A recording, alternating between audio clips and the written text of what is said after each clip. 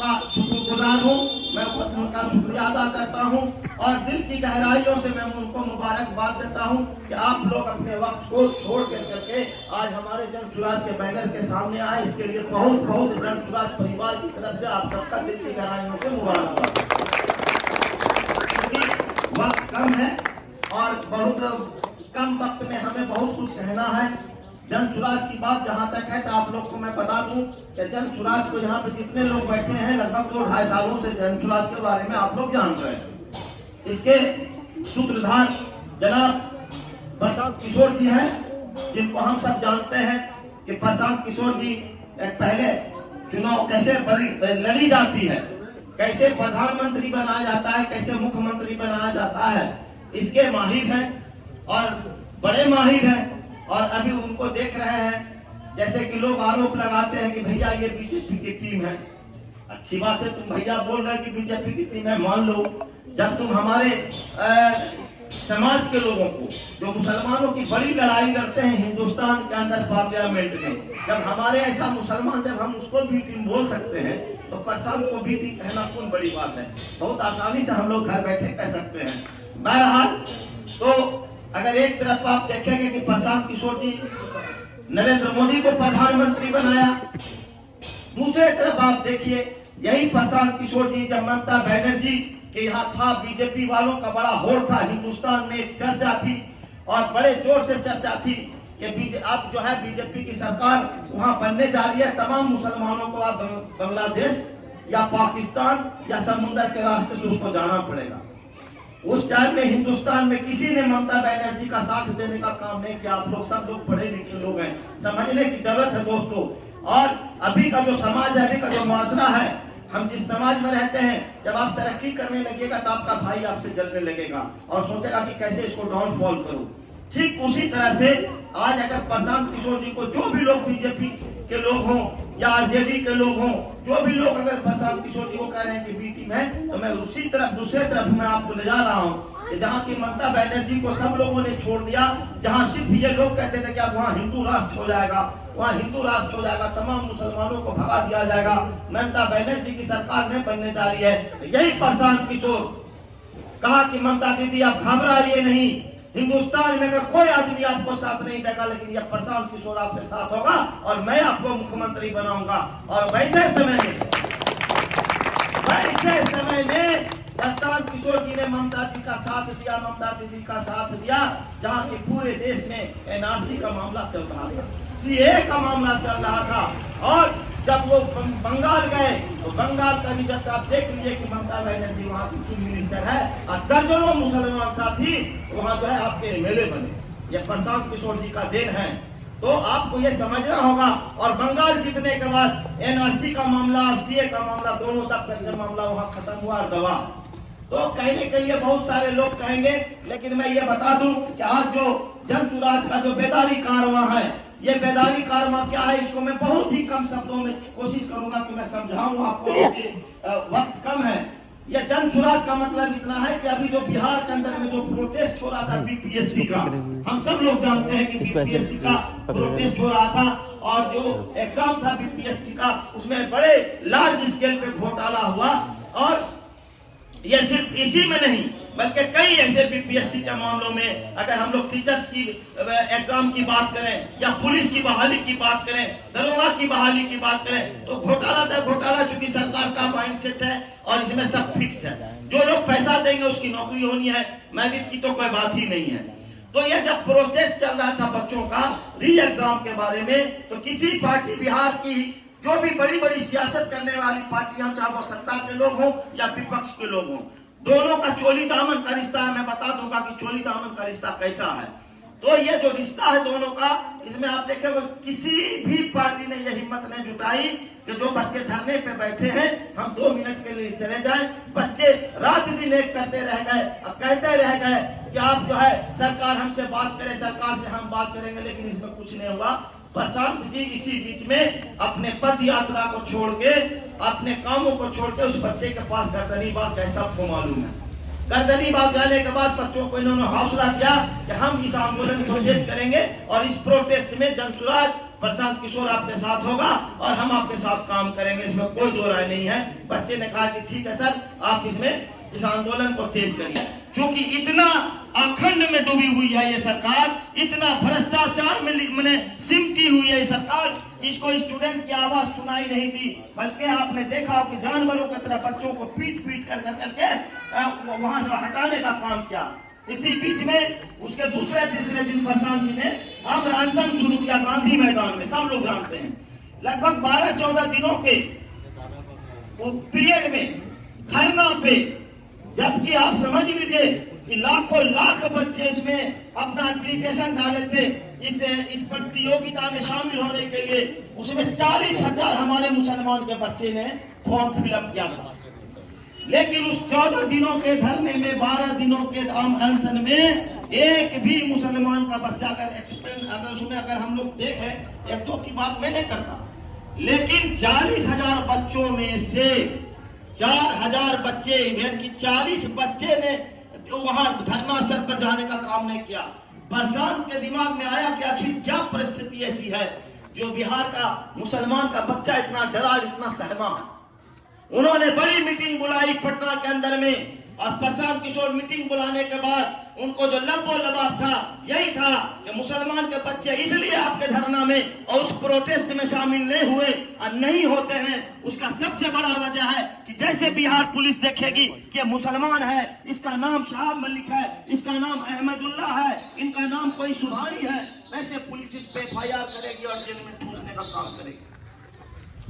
तो प्रशांत किशोर जी ने कहा कि ठीक है, इस पे जो है अगर इस तरह का माहौल है बिहार में कि हमारे मुसलमान के बच्चे अगर इतने डरे हुए हैं, हमारे मुसलमान भाई अगर बिहार में इतने डरे हैं, तो फिर हमें राजनीति करने का क्या मकसद है? ऐसी राजनीति से क्या फायदा? ऐसे हमारे शरीर का क्या फायदा जो हम जनता के लिए, मुसलमानों के लिए बिगड़े हुए बिहार में अगर हम काम नहीं आ सके? तो यही मामला रहा। उन्होंने ये तय किया कि हम जन सुराज बेदारी कारवां बिहार में देंगे और वैसे तमाम मुसलमानों को हम ये बताएंगे कि आने वाले दिनों में आपको डरने की जरूरत नहीं है। आपके बच्चे को आज के बाद कोई पुलिस, कोई भी प्रशासन जबरदस्ती आपको, आपके बच्चे को किसी गलत केस में नहीं फंसा सकती है। और अगर इस तरह के मामला आते हैं तो यह प्रशांत किशोर की लीगल टीम इस केस को देखेगी। और उन्होंने बिहार के मुसलमानों को यह पैगाम दिया जन सुराज बेदारी कारवां के तहत कि अगर ऐसे बहुत सारे केसेज हैं, जैसे कि NRC का जो केस हुआ था, उसमें कोई लोग कलकत्ता में है, कोई पटना में है, कोई दिल्ली में है, वैसे लोगों का दुश्मनी में लोगों ने नाम दे करके फंसाया। वैसे केस को भी देखा गया कि अगर जो मुसलमान सक्षम नहीं है, जिस मुसलमान की अपनी कोई हैसियत नहीं है केस लड़ने की, और बगैर वो किसी कसूर के वो अगर जेल में है, तो हम वैसे बच्चों को भी अपने लीगल टीम के साथ हम उसको देखेंगे, हमारी लीगल टीम देखेगी। जरूरत पड़ेगी तो हम उनके साथ हम अपना बेलर भी देंगे, और जरूरत पड़ेगी तो जन सुराज पार्टी के लीगल टीम के लोग उसका बेल भी कराएंगे। उसको जितनी मदद मुसलमानों को होगी हम करेंगे। और ये पैगाम आप जन सुराज बेदारी कारवां के तहत दे दीजिए कि आने वाले दिनों में बिहार के मुसलमानों को, हाजी सुभान के मुसलमानों को, मुंगेर के साथ में रहने वाले मुसलमानों को डरने की कोई जरूरत नहीं है दोस्तों, कोई जरूरत नहीं है।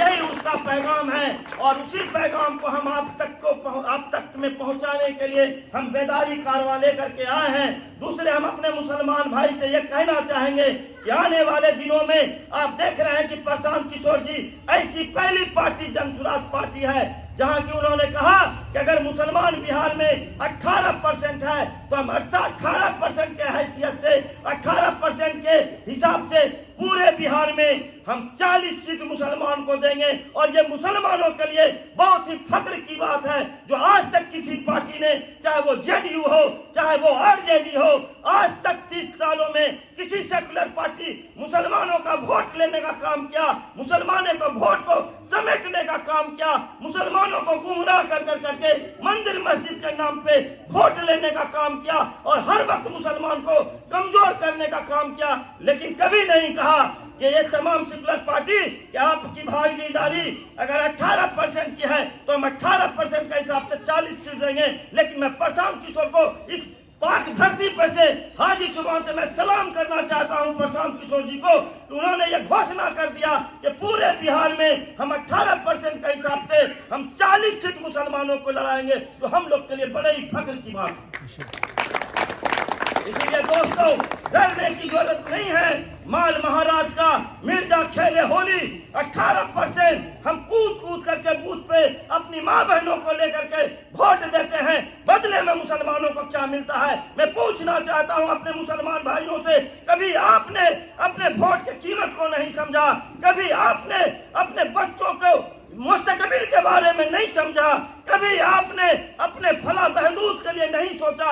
एक डर के मारे कि बीजेपी आ जाएगी, एक डर के मारे कि आरएसएस की सरकार बन जाएगी, एक डर के मारे कि हिंदू राष्ट्र हो जाएगा और हम अपने आंख पे काला पट्टी बांध कर करके लालू यादव जो समाज विरोधी लोग हैं, तेजस्वी यादव जो समाज विरोधी लोग हैं, जो मुसलमानों को छोटा करने का हर वक्त कोशिश करता है, वैसे लोगों के पीछे हम भाग रहे हैं।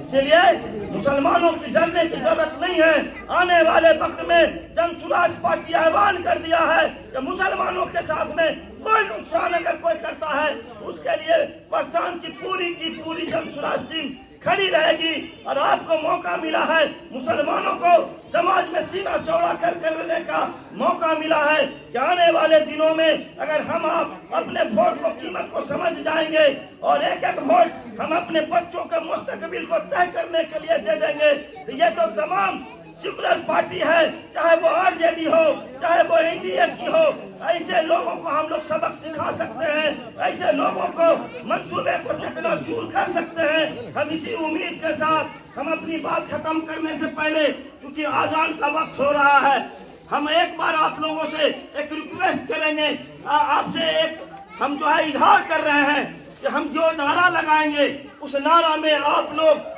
जोरदार नारों के साथ मेरा साथ दीजिएगा। यही लगेगी कि आज की मीटिंग हमारी कामयाब हो गई है। हम बोलेंगे जय बिहार, आप लोग बोलिएगा जय जय बिहार, उसके बाद हम कहेंगे जय जन स्वराज, आप लोग बोलिएगा जनता का सुंदर राज। आप लोग है ना भाई तैयार इसके लिए? इतना कर सकते हैं ना? हाजी जुबान से बिहार के कोने कोने में जब मैसेज जाए कि वहाँ के मुसलमान अब आने वाले दिनों में हम किसी ऐसी सेकुलर पार्टी का झांसे में आने वाले नहीं हैं, हम अपने वोट का हक और अधिकार रखते हैं और आने वाले दिनों में हम ईमानदार पार्टी को देंगे और अपने बच्चे को मुस्तकबिल को देखते हुए वोट करेंगे। तो एक बार आप लोग बोल दीजिए भैया बड़े जोर से, जय बिहार। आवाज में कमी है भैया, थोड़ा सा जय बिहार, दोनों हाथ उठा के जय बिहार, जय बिहार, जय बिहार, जय जन स्वराज, जनता का सुंदर राज। जोर से जय जन स्वराज, जय जन स्वराज, जय जन स्वराज। बहुत बहुत शुक्रिया जो आज यहाँ पे महफूज भाई, अफजल भाई, वसीम और हमारे हसन साहब और हमारे कमरुल हुदा साहब, इन सब का और आप तमाम लोग जो यहाँ आए हैं, हम अपने जन स्वराज परिवार की तरफ से आप तमाम लोगों का, घर में बैठी माँ बहनें हैं जो पर्दा नसीब माँ बहनें हैं, मैं उनका भी दिल की गहराइयों से शुक्रिया अदा करते हैं। और तमाम हमारे यहाँ जो मेहमान आए हैं, मनोज जी को और हम निशी जी को भी मुबारकबाद देते हैं कि आप इस पाक सरजमीन पे आए और इस प्रोग्राम को कामयाब किए हैं। इसके लिए बहुत बहुत आप सबका दिल की गहराइयों से मुबारकबाद। जय बिहार, जय जन स्वराज। बहुत बहुत